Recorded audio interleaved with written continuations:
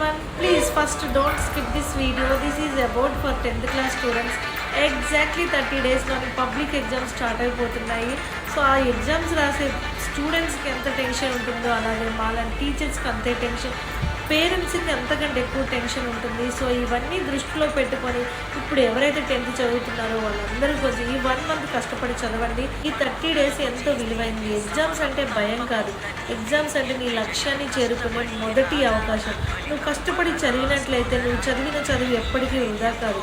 నీకు పోటీ అనేది ఎవరితోటి వద్దు, నీకు పోటీ నీతోటే పడు.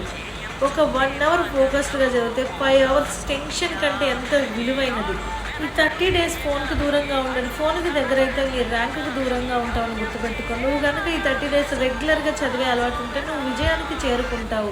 కష్టపడి ఈ 30 days నువ్వు కష్టపడి చదివితే రిజల్ట్ రోజు నువ్వు గర్వపడతావు. సో ప్లీజ్ గుర్తుపెట్టుకోండి, మీకోసం మీరు చదవండి, మీకోసం మాత్రమే మీరు చదవండి. మీరు కష్టపడి చదివితే మీరు ఉన్నతమైన స్థితిలో ఉంటారు. అప్పుడు మీ పేరెంట్స్ అండ్ టీచర్స్ గర్వపడతారు. సో ఇవన్నీ నేను ఇప్పుడు ఎందుకు చెప్తున్నానంటే రేపటి రోజున మీరు బాధపడకూడదు.